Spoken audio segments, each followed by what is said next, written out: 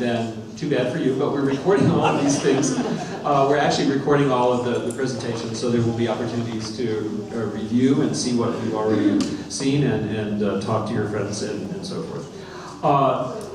Yesterday we learned anyone can sing, and last night we learned that everyone not only can do art, but they do it every day, whether they know it or not. We also learned that music has a huge variety of effects, sometimes surprising and not always good.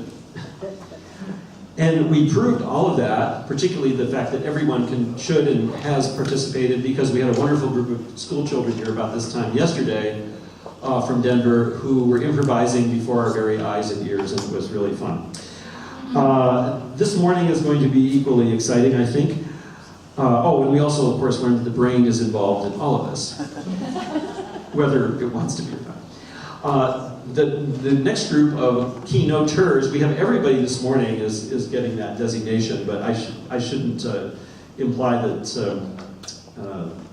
these are not very special folks.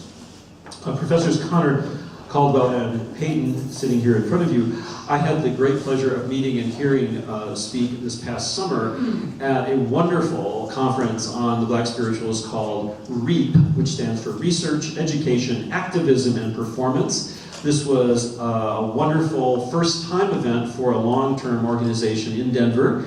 It's very close. Those of you who are from the area, I highly recommend you go and become a member and send in your checks and your credit card numbers to this organization. The Spirituals Project, kind of created and sustained by a wonderful Denver psychology professor, actually, Arthur Jones.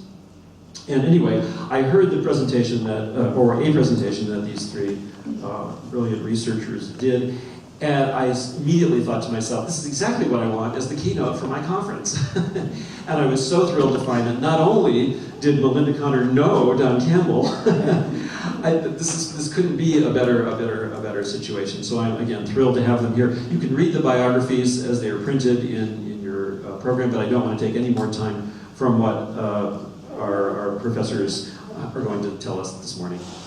Thank you.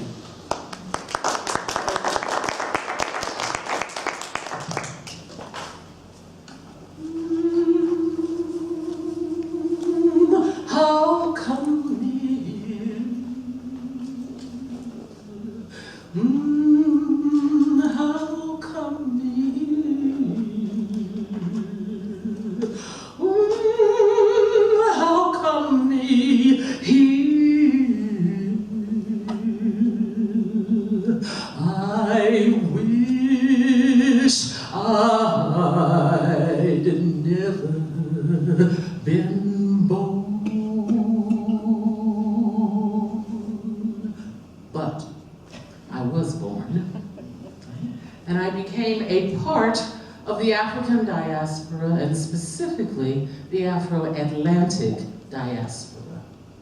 I was sold, kidnapped from my homeland, sold to the peculiar institution of enslavement, raped by the plantation owner, impregnated by the overseer, and then they stole my children away, Lord. They stole my children away. They stole my children away, Lord. I wish I'd never been born.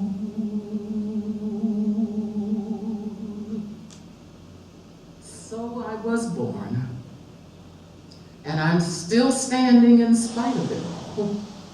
Part of the group of people who are still standing in spite of it all. And somehow we are able to persevere. We blended our African traditional religions and our African philosophical practices with the emerging religion of the West. The African slave became part of the group that used the vocabulary religion to build a unique body of song, the spiritual. And I want to be sure that you have a clear definition of the spiritual, because it's a word that is somewhat confusing, because it is in reference to an omnibus term. Okay? It is specifically an omnibus term that speaks to an enduring body of communal music, music that was created by the group. Right? It's a rich, rich repertoire that includes sorrow songs, like the one I just got finished sorrowfully singing, right? Shouts, work songs, field hollers, signal songs, escape songs, jubilees, game songs, teaching songs, right? A variety of different types of songs, all called the spiritual. Right? Because it is a song that is, because it is a song, okay, it is both musical sound and words. Okay?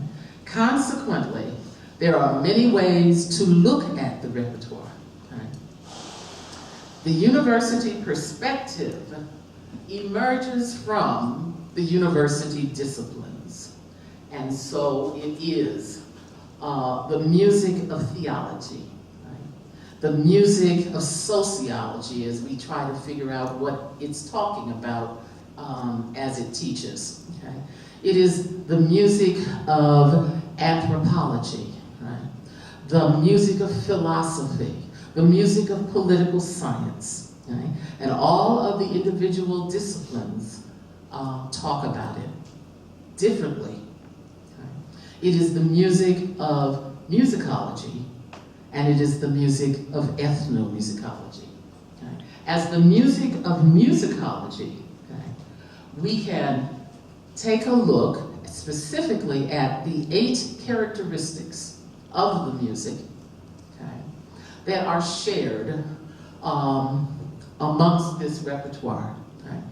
And before we get there, I want us to get a feeling for those characteristics as we hum.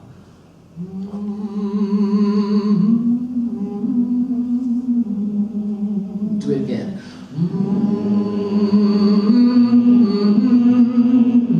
Again.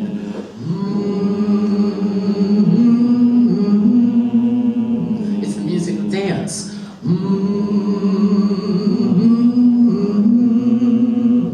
Now put the words on it. Wade in the water. Again. Wade in the water. And you keep shuffling along. Wade in the water. Again. Wade in the water. And you're in the water, right? Wade. And you're about to be baptized.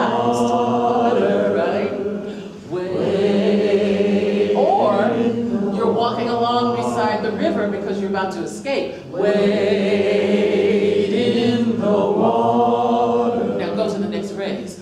Wade in the water, children. Wade. Come down.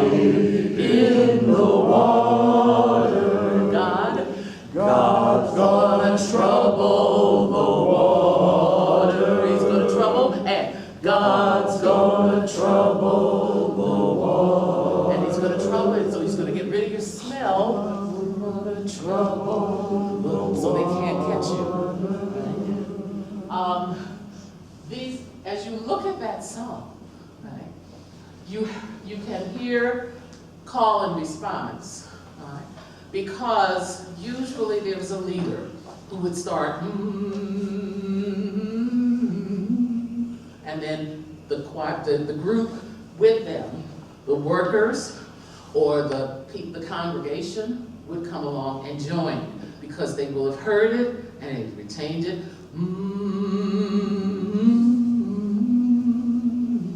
So you have that call and response feeling there.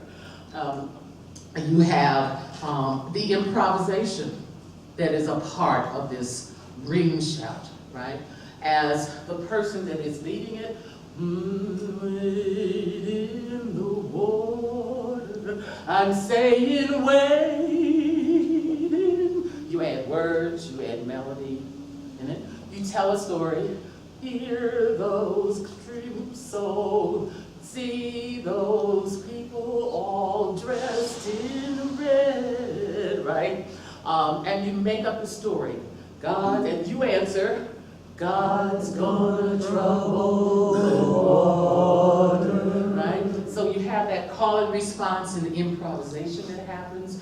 You have a strophic structure, typically, right? Because they're a blending of the hymn structure.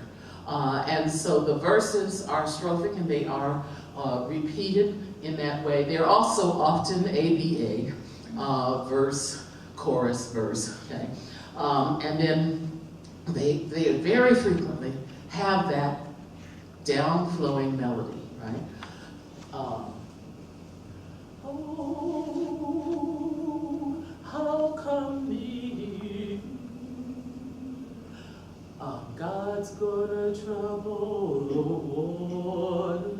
That falling melody that brings out and reaches into the soul as it affirms the fact that you're falling in some way, right?